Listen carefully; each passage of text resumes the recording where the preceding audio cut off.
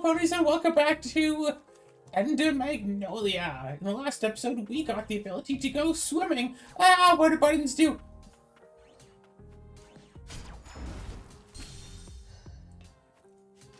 That's what I get for not playing the game consistently. I need to get back to the old-fashioned style that I used to have, of where I just play an entire game in one sitting. On a regular basis.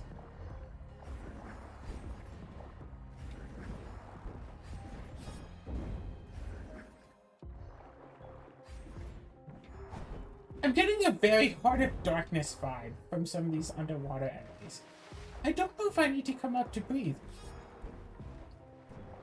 Like, I'm imagining that I don't. The audio becoming just slightly muffled when you're underwater. Amazing.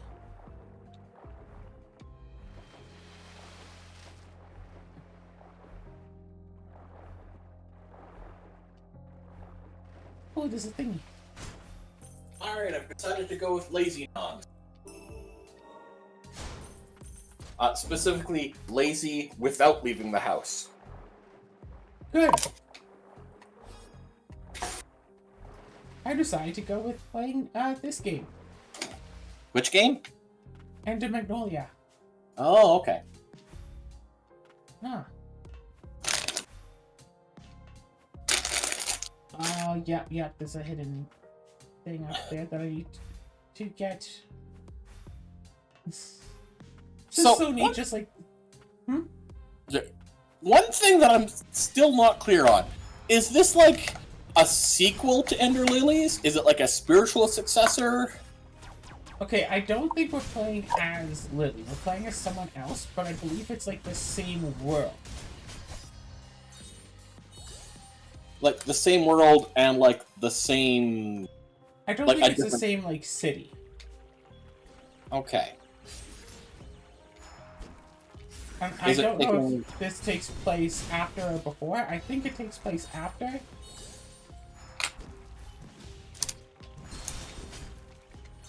But I believe this is like a different city, but set in the same world. Like, this could take place chronologically before Ender Lilies. That would be decently logical.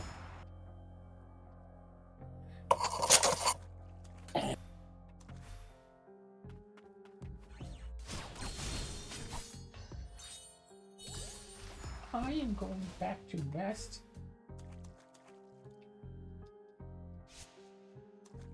Alright.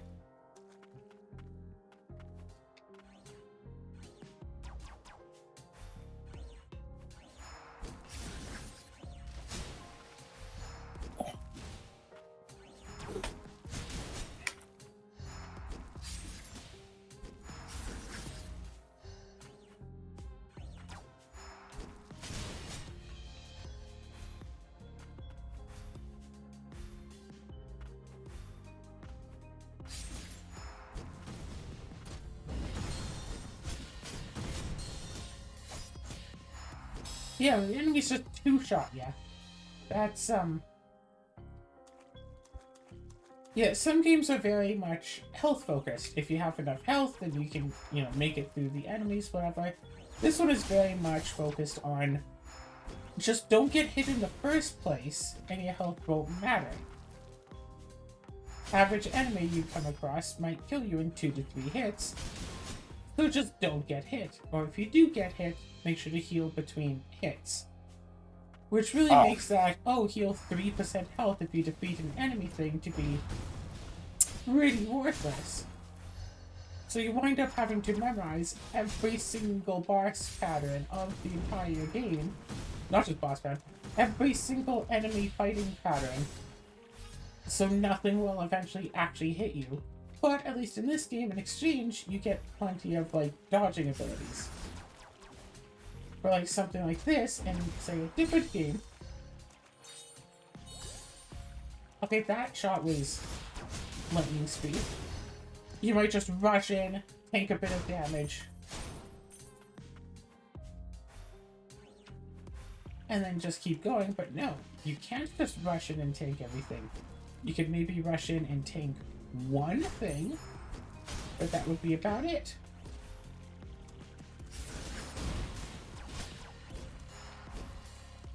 You have to, like, stay back. Ouch.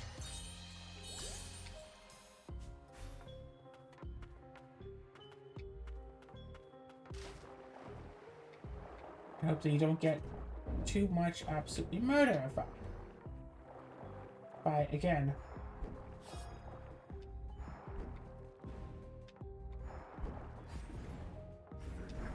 everything that you come across.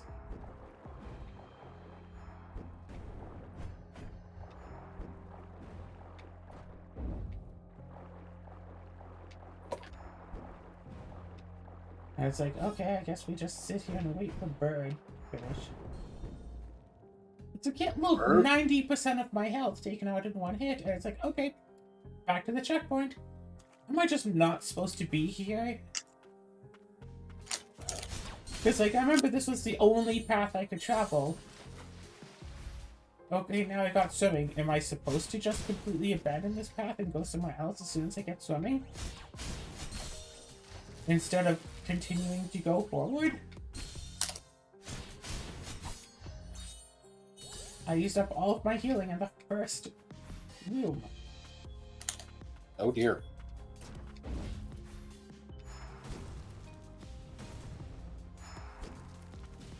That monster is supposed to attack 3 times, but only attack twice.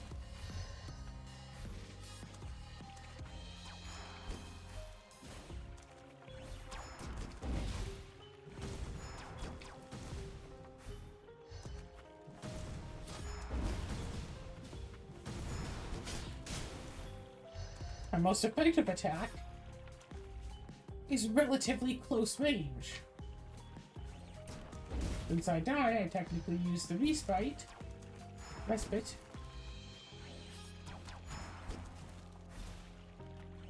Which means all of these enemies respawn back again.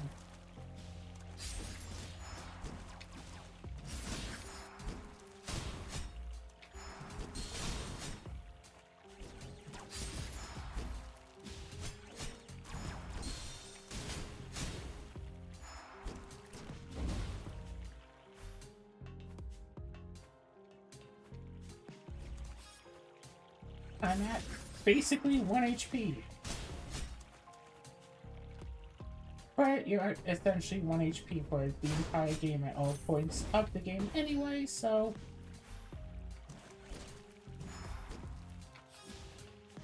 what do the specifics really matter, right? Little tiny enemies that hide under the floor.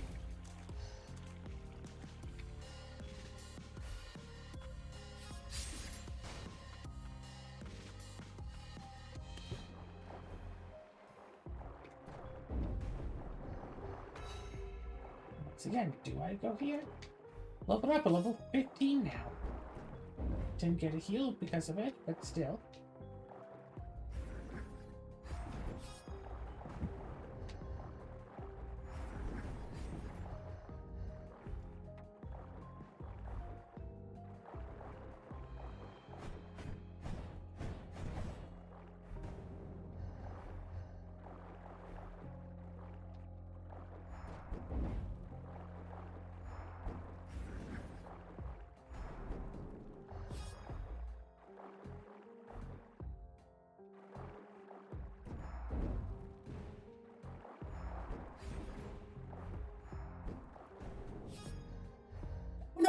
No. That's like...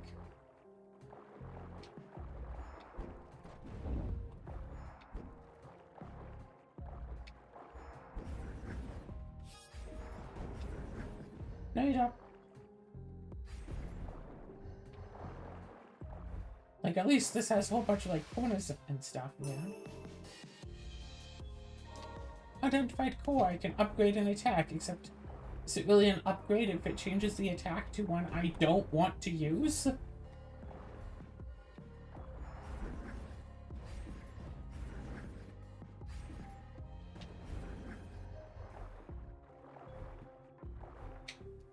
It almost in a way reminds me of the of the shiny Pokemon problem. If the default is so good, why would I want to use something other than that?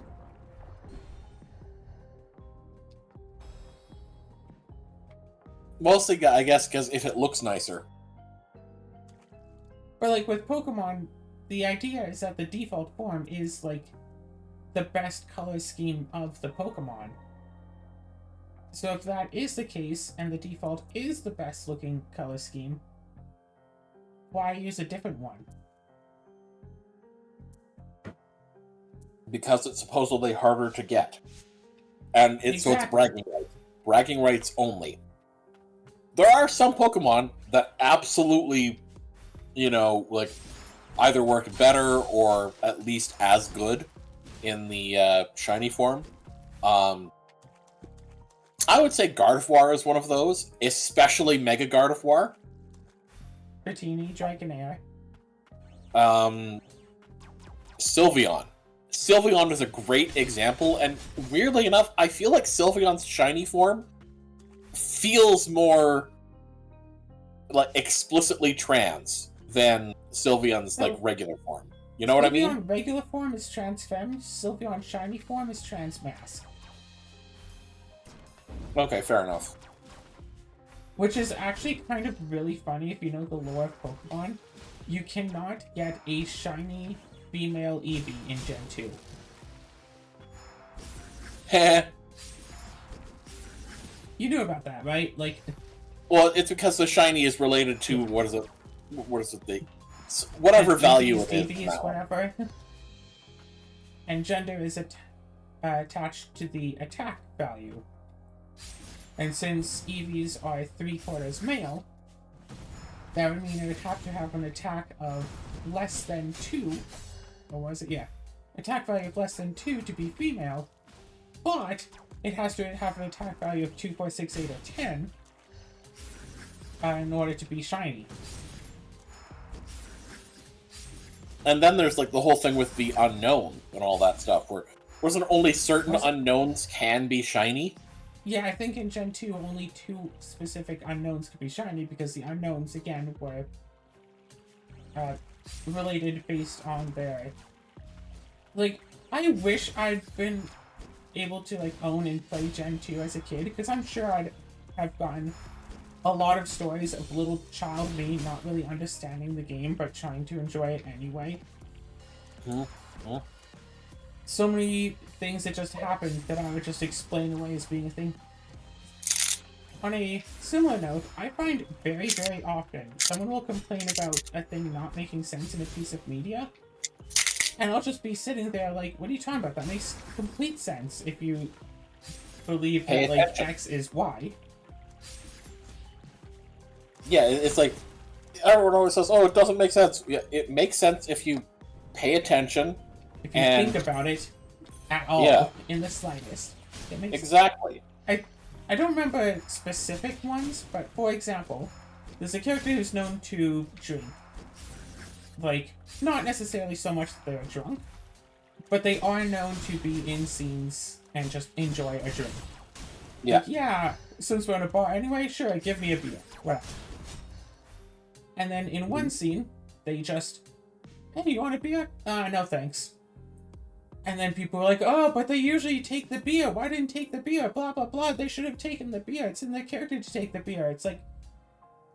And then if you actually pay attention to the show, it's either A, the character knows or at least believes that they will be driving later, so they're being responsible. B, the character just doesn't want one, for whatever reason. C, they only have a beer during the scenes that are going to be going on for a while, so the character can have something to do during the course of the scene, so they're not just sitting there with their hands on laps, they're idly drinking during the course of the scene. But this scene is going to be short, so there's not the padding of time for that. D, like, there is a thing that is going to be interrupting the scene, kind of related to C in a similar way. Like, there can be reasons that the character is doing this thing that you think is out of character. Or, potentially, in, like, the last episode, they, saw or heard or like maybe saw in a newspaper that someone had died due to drunk driving, and so you just don't want to drink for a little bit. Even though they're not the sort of person to drive while drunk, it just turned them off of the appeal of drinking for a day. Mm-hmm.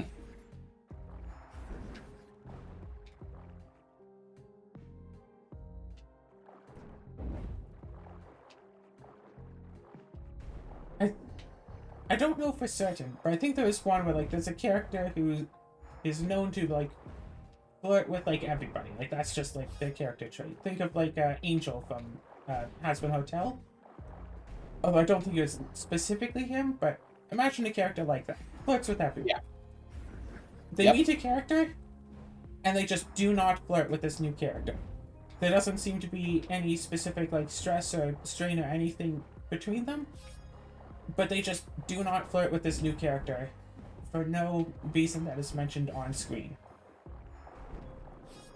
However, what is not specifically mentioned on screen, well, what is mentioned on screen is like the reason why they don't, but it's not said, oh, I'm not flirting with you because of X. It's, oh, you have X and I don't like X, so I'm just not.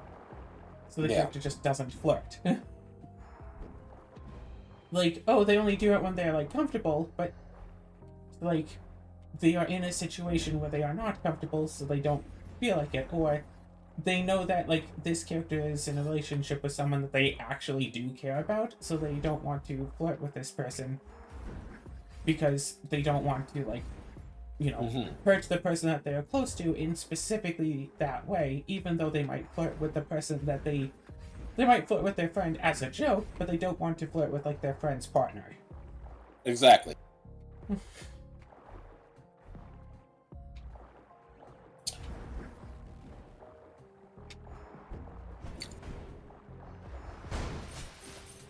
It's like, I wish I remembered more, like, specific ones, like, to be able to list specific shows or whatever. But quite often, I'm sure there are plenty for movie. In fact, Yeah, I believe so this is basically movie mentioned a bunch that I was so easy to explain just from thoughts that I had had while watching the show.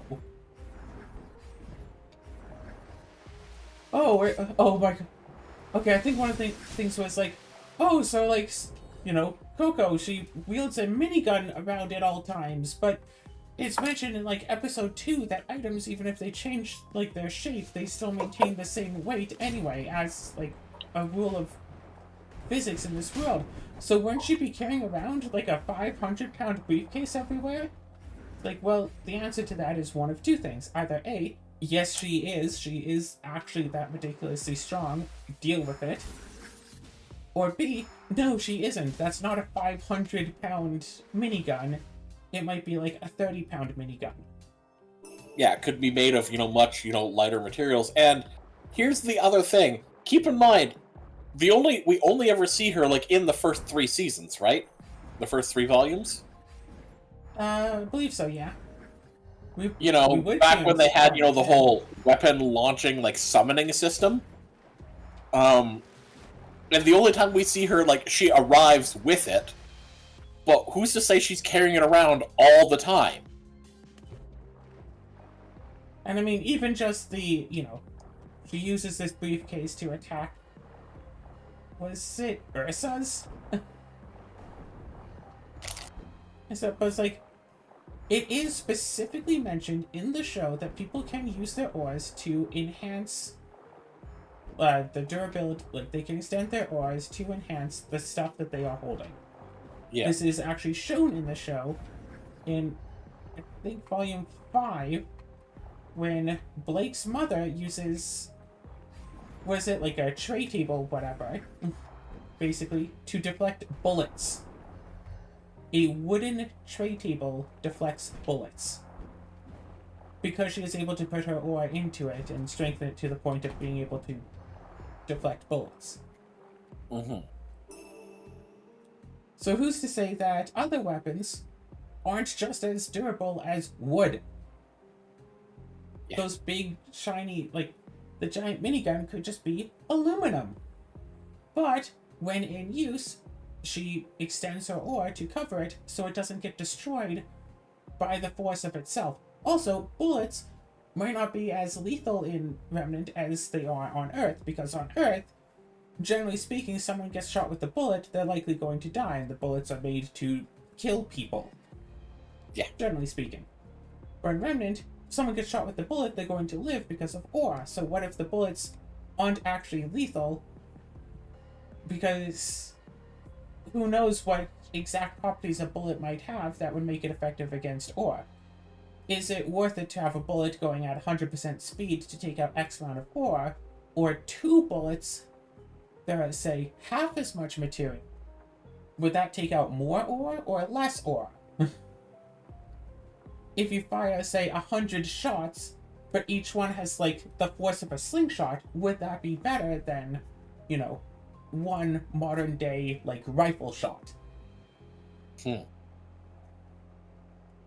If every individual impact depletes ore, then wouldn't it then be better to use a minigun or a shotgun as opposed to, like, a single shot gun? Because a shotgun might do, like, 8 separate hits at once that would take out 8 times as much ore. Like, wouldn't that be... And it's like the sort of things that should be obvious if you're paying attention, but people don't like to pay attention. They don't pay attention and they wonder, oh, they don't even wonder. They say, oh, that thing's a plot hole because I wasn't paying attention to it.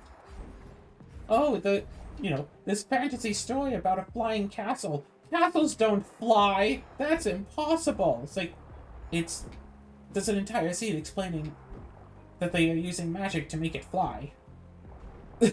And the person's just like, oh, well, that sort of magic isn't real. It can't exist. It's like, I don't know what to tell you if you don't want to believe in the basic premise of this. It's like the premise is that magic exists. That's the premise. Yeah. If you don't want to follow the premise, there is no helping you. Exactly. It kind of feels like the whole thing of the people who just like, oh, there's a movie? Talk. Hey, what's going on? Oh, blah, blah, blah, blah, blah. What are they doing? I don't know. I'm trying to watch it too. Or people who really want to nitpick things, that's be like, oh, well, see, character A only said that to character B, so how does character C know about it? It's like, because either character A or character B told character C just during a part that we weren't shown, because they're not going to show every single minor interaction. Yeah. So it's like there's been a time skip between when character A told character B about the thing, and now that character A just knows it. And that's supposed to be the way of the story of telling us that someone told character C, as opposed to showing us it's supposed to showing us someone telling character C.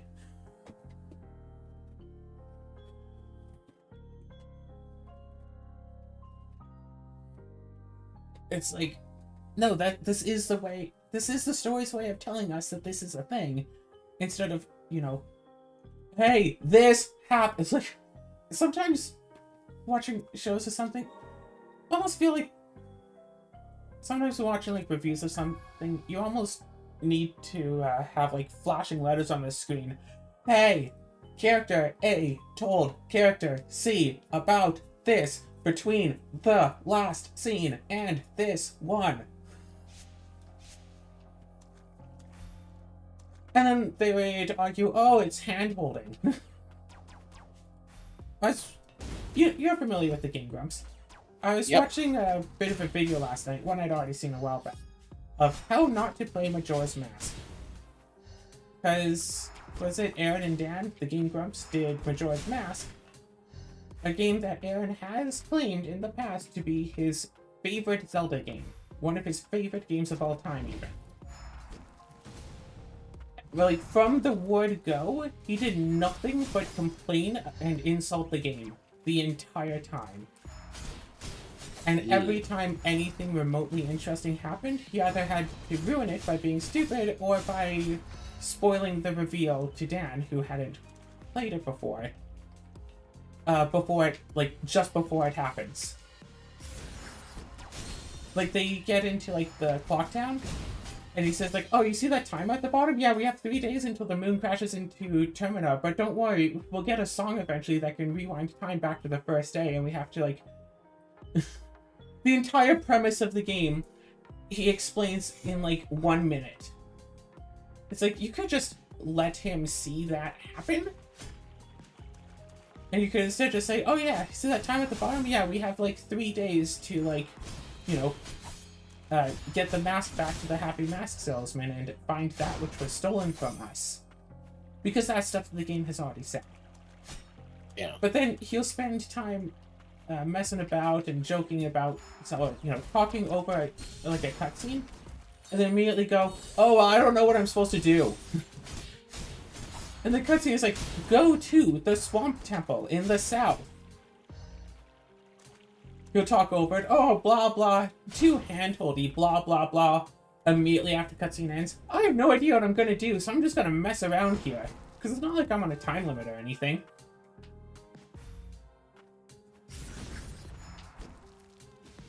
And they did like 50 episodes. It did not get better. And it's like, when making a thing, there is a very fine line between how much hand-holding and how much self-discovery you need to allow the audience to have.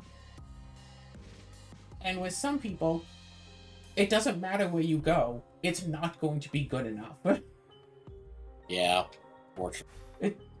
People will complain that whatever it is too hand-holdy, and also complain that they don't have enough information at the same time. Compare something even like Majora's Mask, which does leave some stuff up to the player, but generally urges you on where to go.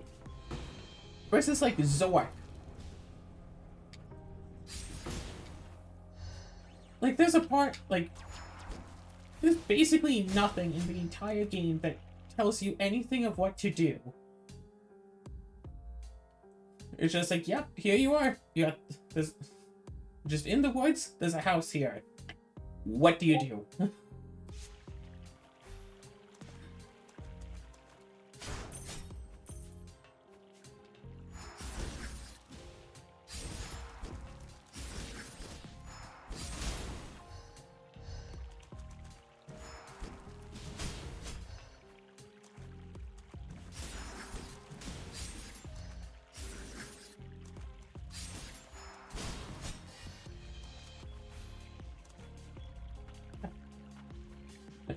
There I am, just suddenly thinking about, like, doing D&D and stuff. Being a dungeon master, you want the party to feel smart about solving puzzles and figuring stuff out, but players are very good at being dumb.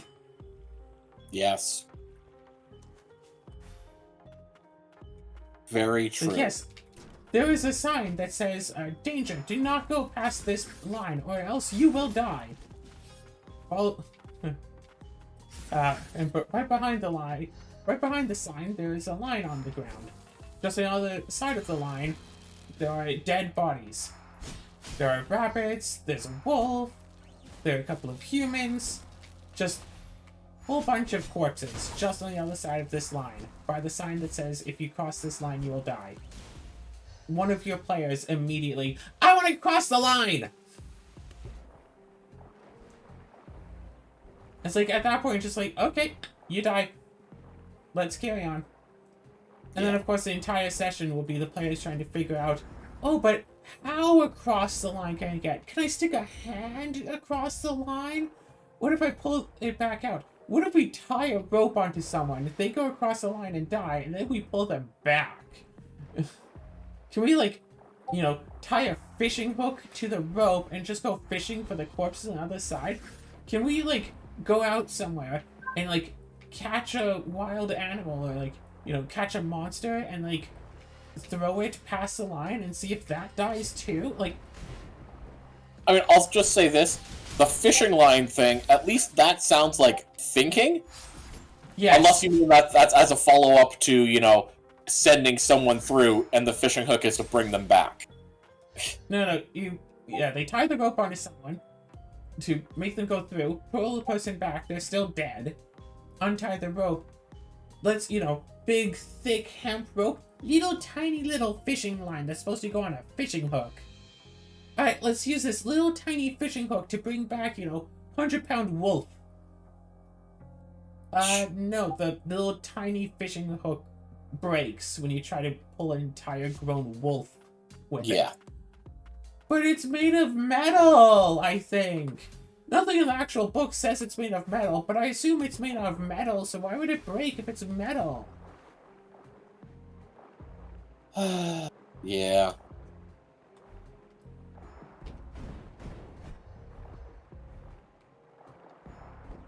I remember playing the director's commentary for Portal, and they said at one point they had to put in a ladder that breaks as soon as you walk up to it. And there's no ladder mechanic in Portal. You never actually... I mean, I'm reasonably certain you never actually climb a ladder in Portal, but they had to put a ladder in there that would break when you walk up to it, or else playtesters would never look up. At one point in, I think it was Portal 2, they had to put in a sign that says, in case of implosion, look directly at implosion. Because all the playtesters would hit the implosion button and immediately look away. Like, nobody would actually look at the thing that's happening. Everybody would immediately look away. I mean, they're playtesting, they want to see what happens. But the way it was when nobody would actually look at the thing, see, oh, this is the thing that happens, this is what I'm supposed to do next.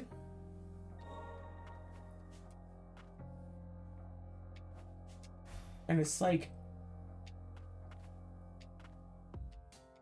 This feels more like a conversation that should be a Moon Factory than like this, but I mean, considered. I mean, if there's nothing, too vital going on in the game you're currently playing, then it's probably fine. Yeah, mostly I'm just exploring.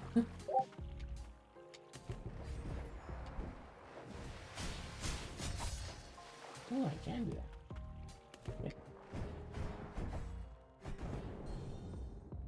But I don't know if it's really just a me thing or what, but when I watch a show or play a game or something, I tend to just assume certain things to be true, even if they're never actually stated to be true. This is just reasonable to believe.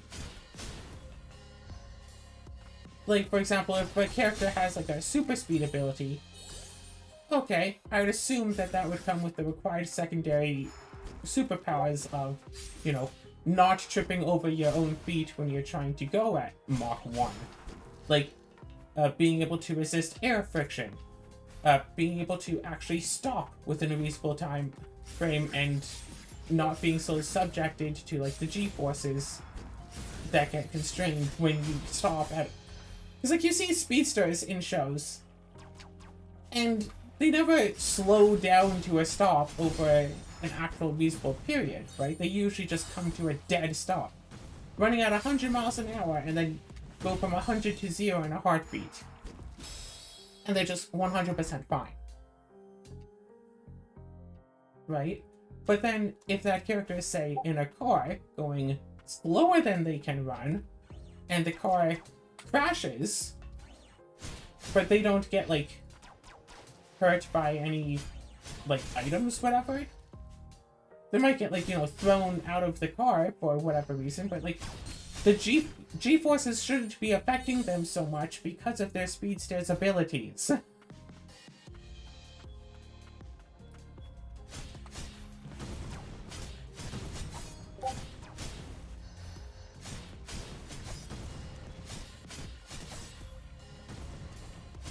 If, say, a character has the ability to, has a great ability to swim, and it's specifically mentioned that, no, it's not that they have gills so they can breathe underwater, they have some special thing where they don't breathe at all, and then they go, into a vacuum, or someone tries to gas them out, whatever, oh no, the air is toxic, it's you don't have to breathe. just stop breathing. Yeah. It's like, oh, a character has superpower A, so why are they immune to this thing? It's like, because to have superpower A be effective, they would have to have that thing. Like I said, if a character has super speed, they can't really be a klutz tripping over their own feet. Yeah. Or else they would die. Which is actually excellent foreshadowing for Ruby in Ruby.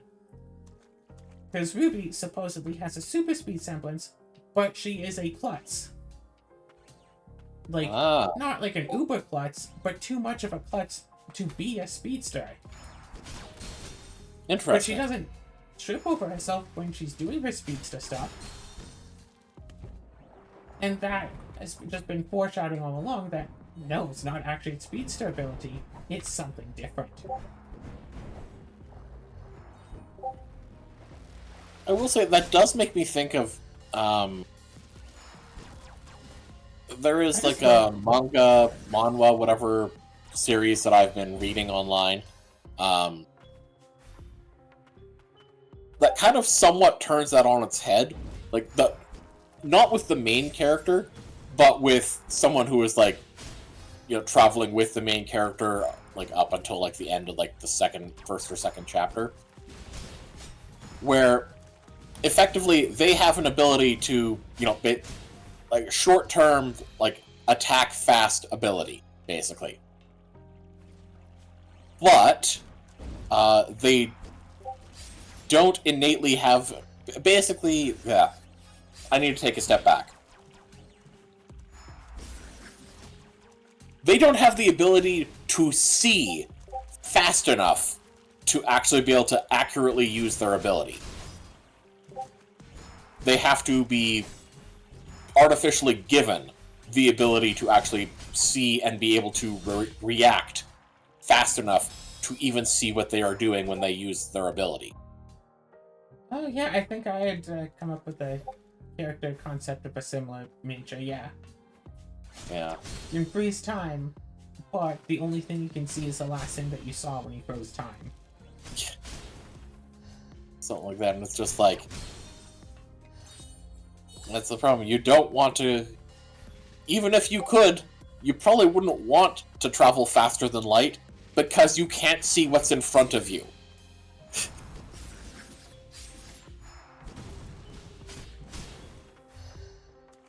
Yeah, it's like... Just generally things that you can assume of characters, like... Oh god. Episode 1 of new show.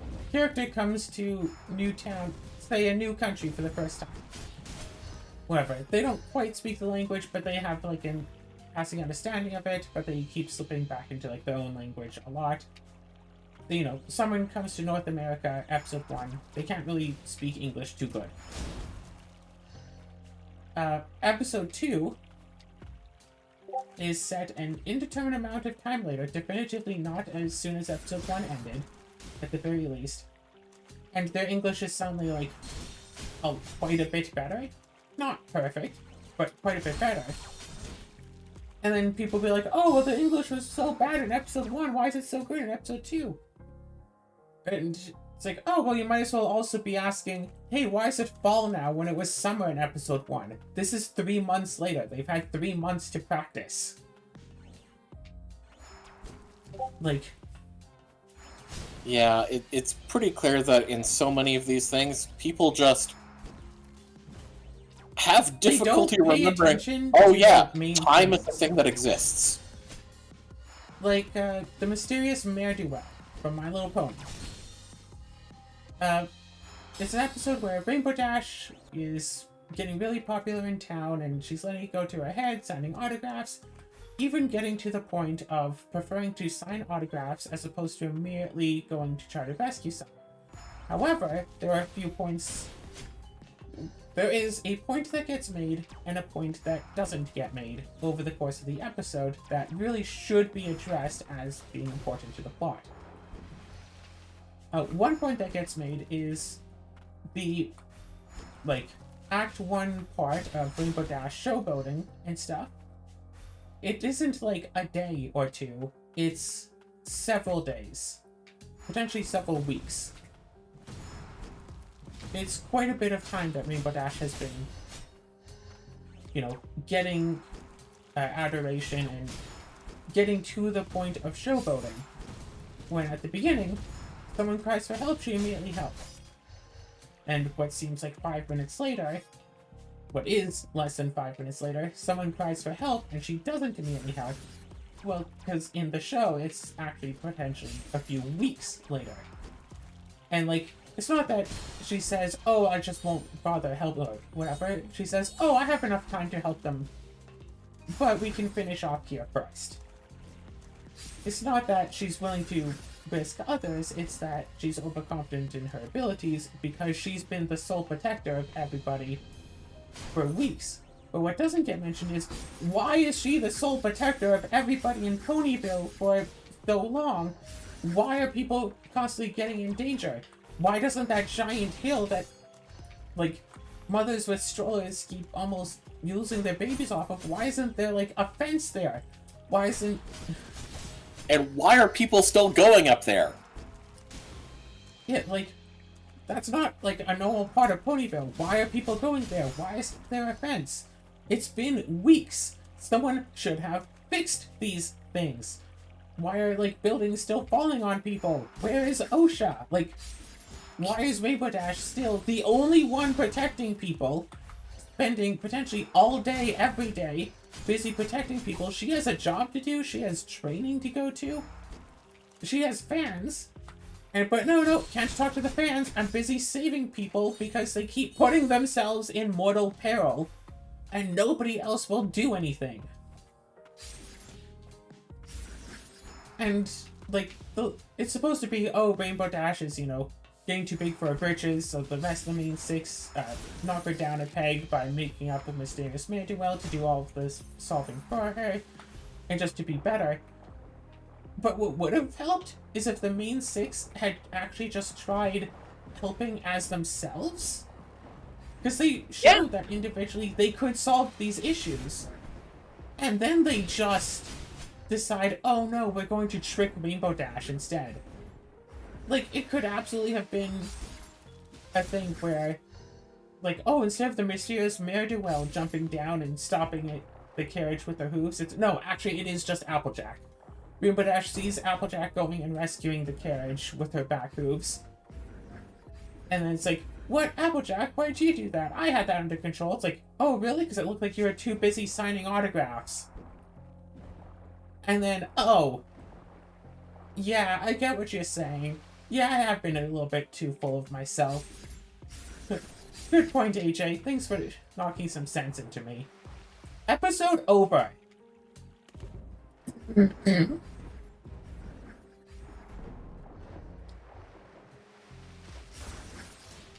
And it's normally in an episode like this, it gets to the point where the hero character starts putting people in danger, specifically to be seen as the hero. But no, people are just being put in danger constantly. It's not Rainbow Dash's fault. For any of it, I believe. There's one part where a building in construction starts falling down and people are in danger, and then Pinkie Pie and Rainbow Dash go to save them. Rainbow Dash saves one pony, Pinkie Pie saves 5. It's not a case of the main six getting in her way. If they hadn't been there, 5 ponies could have just died. Yeah. But if Rainbow Dash hadn't been there, then a pony could have died. So it's not that she's doing too much. She wasn't too busy showboating anything. She was just trying to save ponies. Pinkie Pie just potentially beat her to it for some of them, but she wasn't going to be able to save everyone.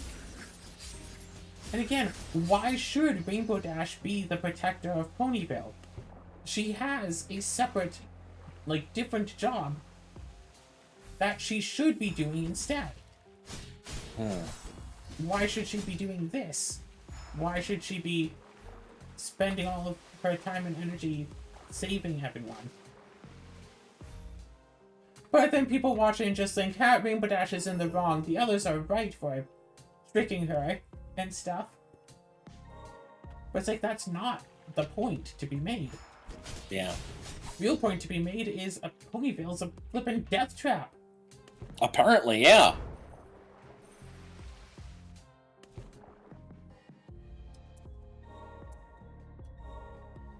Why is it such a death trap? Why is everything in such danger?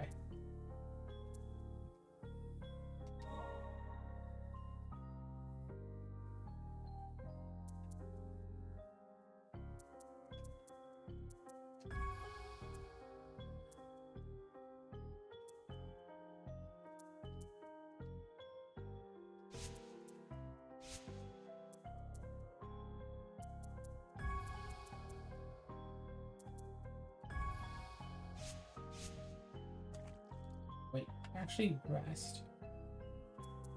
But God, I wish I had more examples of this, but just yeah, watching a show or something and just assume that something is true, but it doesn't actually ever get stated. But the assumption of the thing turns out to actually be true, and then the show winds up relying on it later on. I don't know, like, reading a book, and then you just assume that the main character has blonde hair even though it's never actually mentioned. But then later on, someone refers to the main character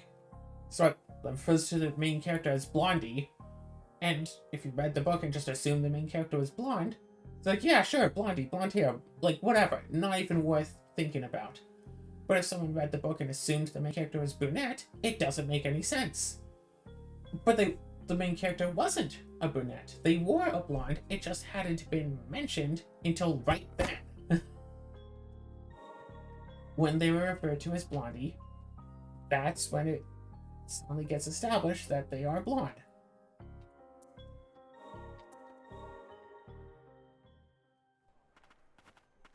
I remember watching Ruby, and before Volume 4 came out, there was part of a trailer where Crow jumps off a ledge, and then a bird, like, flies out from the point where he had jumped from. And that was basically like, yeah, no, Crow can turn into a bird. Like, what? Like, it was supposed to be a big thing. But people online were so insanely adamant and stated that, word of God, Crow cannot turn into a bird. Like, they were, like, super adamant. No, it must just be Crow's pet Crow. He just has a pet bird. Word of God, he cannot turn into a bird. Yeah, he can turn into a bird. It's established. But it's like, we see it happen just barely off screen. Don't know why. Well, okay, I know why they couldn't show it on screen, because that'd be really difficult, really annoying to animate, but they tried to show it as best as they could, and people were still adamantly saying no. Because word of God, even though it wasn't actually word of God in the slightest. Word of God was actually quite the opposite. Where people were so adamant that it had to be the case, or that it couldn't be the case.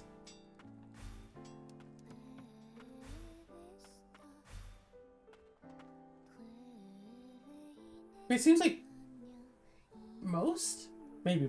a lot of issues that people have with the plot of My Little Pony or Ruby boil down to, you didn't think that this thing was a thing?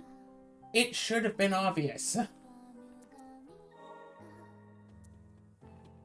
Like, I suppose with the whole thing of how, yeah, Summer Rose definitely had interacted with Salem at some point.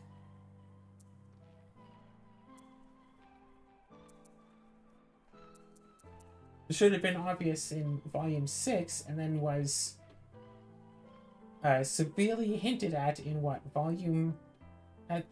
end of Volume 8. It was basically stated, and then in Volume 7 it was basically stated, and then Volume 9 it was, like, extra confirmed.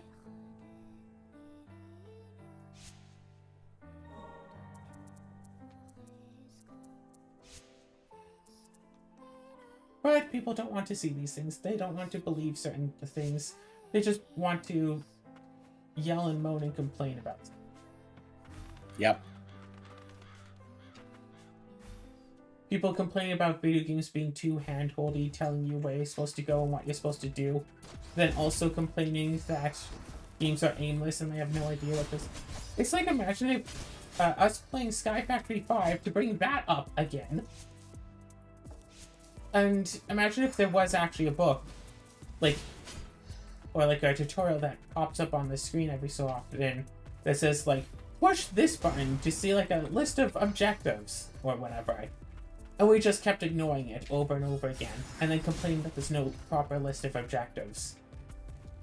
While the game is saying, like, do this thing.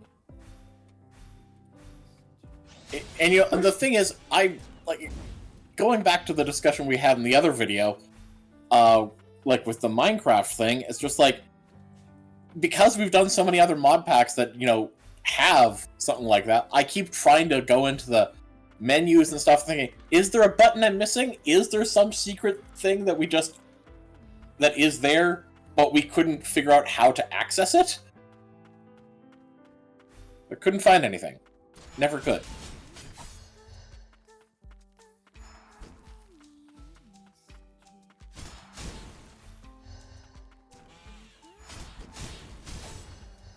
Yeah, like, right It's very now, odd. this...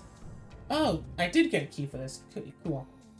Yeah, I was trying to look and see. It's like, okay, where am I supposed to go? It's like, well, there's a door here. Am I supposed to go to the door? Yes, I do have the key for it now. So I have an area I can actually go to.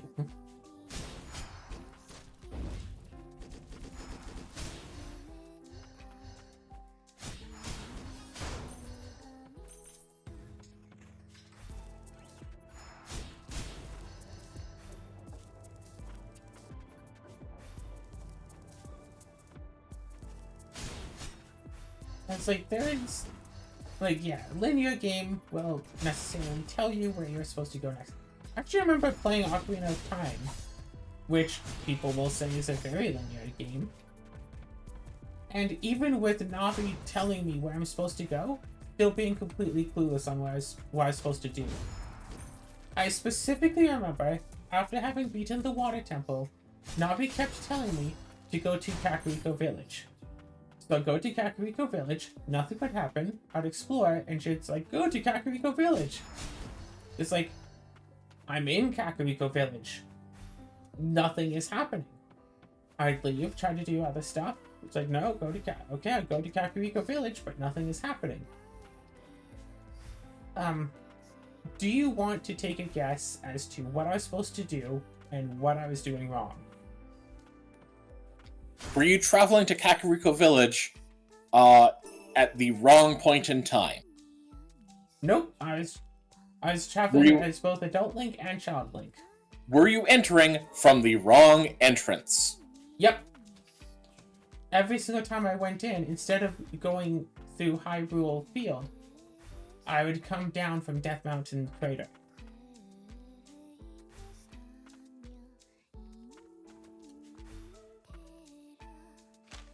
That is dumb. But, so, after you complete the first 3 adult dungeons, if you go to Kakariko from Death Mountain, you do not get the trigger to get Nocturne of Shadow.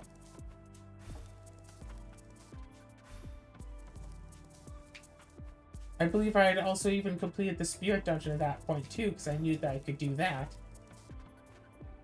But I was still completely lost on how to get into Shadow Temple. So, well, I need the song, but I don't remember how to get the song. And this wasn't me, like, as a 5-year-old, whatever. This was me at, like, I don't know, age 16. Having not really played the game for, like, 8-ish years. I decided to actually beat it, like, 100% it on my own. Because playing as a kid, I had a friend who I'd play it with a lot. So as a teen, I just decided, you know what, I'll just download it on an emulator and actually 100% beat this game. Just on my own. And almost just about didn't. Because there were other moments that had also stumped me that I couldn't figure out what I was, like, supposed to do. The Water Temple stumps people a lot because nobody knows that you're supposed to go into the center pillar, raise the water level, go underneath one of the platforms that only gets raised when you raise the water level, fight a few enemies in there, go through the correct passage in there, because I think there's like 2, maybe 3 passages, but one of them has a chest that has a small key. You're supposed to do all of that. And that's why there are so many rumors about the water temple possibly being permanently incompletable if you don't do it right. Because there's nothing telling people, hey, there's a key here, if you should get this key. What am I missing?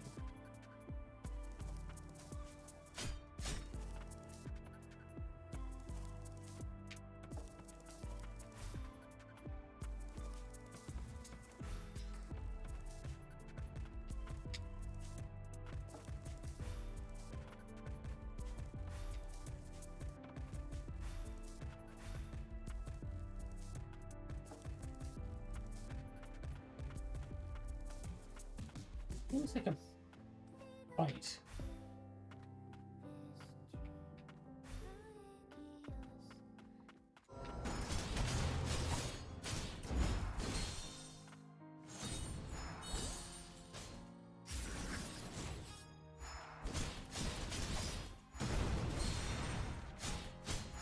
Yeah, was something of a more open game, like I'd say more open. Some Metroidvanias are rather open, some are not. Playing actually Enderlings. People to this, I actually did get stuck for a bit. Because there's one boss fight I got to a point where there was one boss fight that I had to do to get any extra progress. So I didn't think that's what gave me like double jump or something. But I couldn't beat the boss because I didn't realize I could block. I think that's what it was. Because up to that point, I hadn't had to. But for that boss fight, you have to.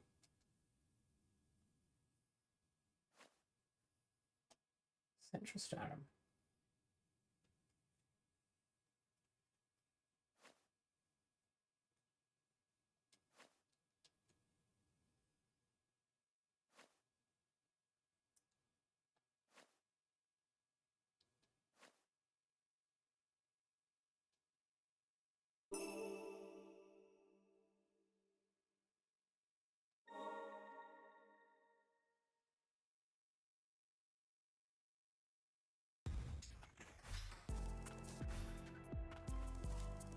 Like, imagine someone playing Super Mario 64, yelling at the game for trying to tell them to, oh, use your stars to open star doors. You can go into Bomb Bomb Battlefield because it doesn't require any stars. Yelling at the game for telling them that because it should be obvious. And then getting stuck in the lobby because they walk up to different doors with star numbers on them and can't go in, and then don't even think about going into Bomb Bomb Battlefield, and then yelling at the game for being so weird and obtuse and being unplayable.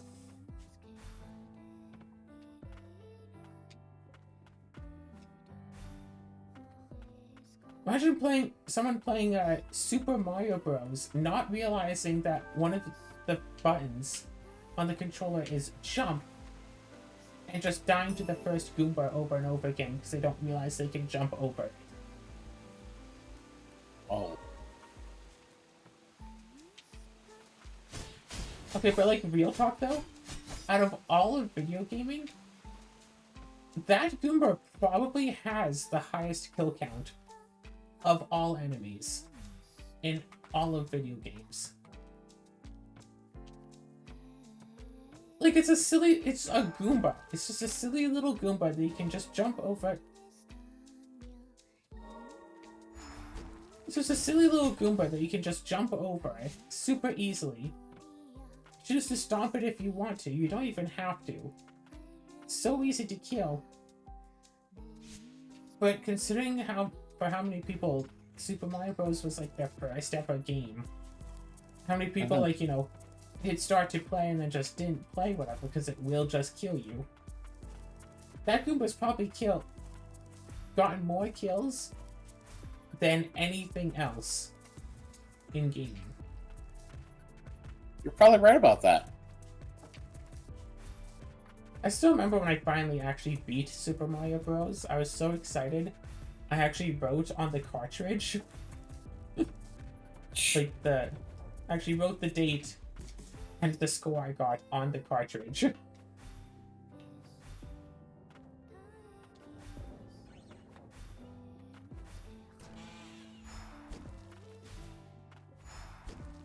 It's like, it's not like that game is so much more difficult than any modern game. It's like, I'm sure if someone were to play a modern Super Mario game under the constraints of the original Super Mario Bros., it would also be difficult. Possibly more so. Actually, no. Yes. Like, no saving, period. No, like, leaving the level to go to other levels. You just have to do them super linearly. No getting items from outside of, like, yeah, no getting items outside of levels. And no carrying items. Basically no extra lives.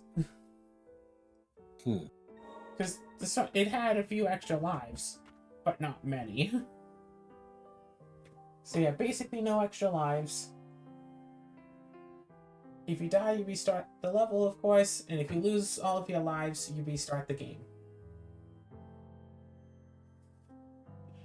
Oh god, I saw a thing recently, people trying to play Super Mario Bros. In like 2 groups and seeing who could get further in it. And it's like, they used the warp to 4-1. And like, they couldn't, neither team I think was actually able to beat like 4-1. And it's like, okay, it can be a bit of a tricky level, but it's not that difficult. Like, they had like, I think 20 minutes, and they couldn't get past it. I think it was. Like, come on. Like, okay, apparently these were people who had never played any Mario game in the past ever. But they're all gamers. They should understand. There's a run button and a jump button. It's not that difficult. That's actually part of the reason why I still like playing controller-based games over keyboard-based games. It's super easy to just hit every button on the controller to try to see what they all do, as opposed to hitting all the buttons on a keyboard to see, oh, well, maybe P is something for no particular reason. Oh, maybe asterisk is, like, a thing. Because sometimes games will put weird things on weird keys.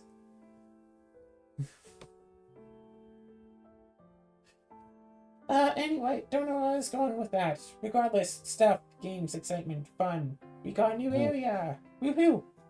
Woohoo!